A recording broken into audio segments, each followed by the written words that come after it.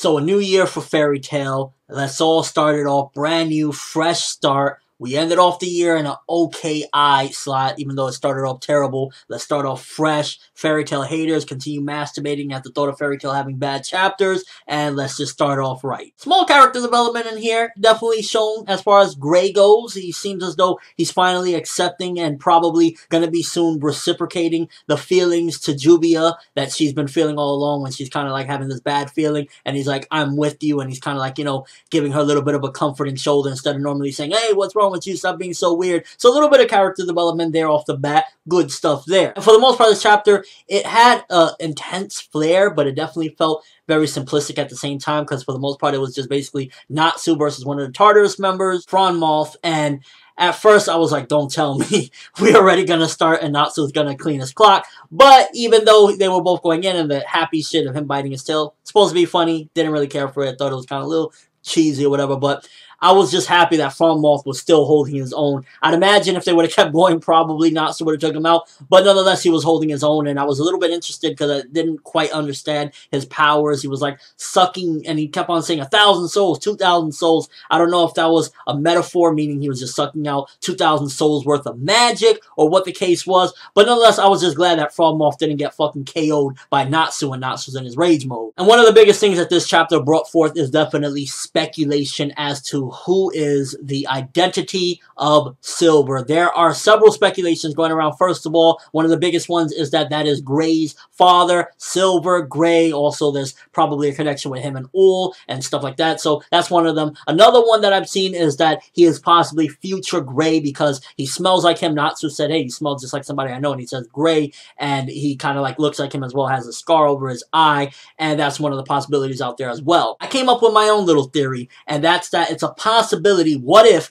the demon world, the underworld, is similar to Etelos, and while Etelos has like these wacky different things, what if the demon world, the underworld, has some sort of Etelos version for every different person where their evil counterpart looks a certain way or is a bit different, but they have their own evil counterpart, and maybe that's where Silver is from. And that, if that's the case, there's also a possibility of other people being, you know, the evil versions of themselves as well. If it is future Gray, then it definitely leads a lot of different questions, like, first of all, why is he here? How did he get here? Why is he evil? What caused him to go rogue, so to speak? No pun intended to the guy that got his ass whipped with all his dragons. Just overall, what is he doing? What made him go with Tartarus? And why isn't he acknowledging the fact that, you know, Natsu is right there? He knows Natsu. He was in a playful mood, and he definitely seems similar to Gray in a certain way, and he doesn't look like he's totally evil. We've gotten this vibe from him from the get-go that he's just kind of like sort of like a guild arts kind of guy, where he's just kind of like chilling around and he's just doing whatever. Again, no pun intended with the chilling around. I don't know what the fuck's up with me today. And last but not least, with him being Gray's father,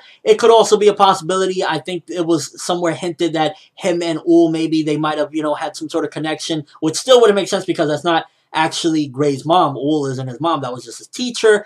But if he does know Ull, then it would also make you wonder, okay, maybe, you know, there's some sort of connection that we didn't see of how Ull actually met Gray. Maybe she knew that that was his son or something along the lines of that. Either way, got me pretty excited. I love when there's little mysteries like this going around, especially with this chapter, which that's mainly what it brought forth, because aside from that, it was like Natsu kicking that Tartarus member's ass. Little groovier moment there, and then the big mystery at the end, which I was really happy when Silver was like, don't you dare say that disgusting name around me, because it rose more suspicion as to his identity, and it also kind of just cooled him down. Okay, I'm on a fucking roll with these accidental puns. So overall, good chapter, good way to start the year. Wasn't great, wasn't amazing, was definitely feeling a little bit in that little, oh, Natsu's kicking ass, okay, and then it was kind of just moving things along, but definitely good stuff, and I'm just really interested to see who the fuck Silver may be. Do you guys think that it's a possibility? Is any of the three that I mentioned? Is it something else? Also, what would you think would be the connection if that was his father necessarily, and what do you think if he's a future Gray? Why is he here? Why did he change his name to Silver, and why is he all of a sudden a demon? Is it a possibility that in the future he becomes a demon? Maybe he was a demon all along. Because remember, in the Sunshine arc, Gray was able to use that ice, and he was kind of able to form with it. So that means that there's some big connection to him. It's just a matter of finding out what it is. I mean, Natsu smelled him.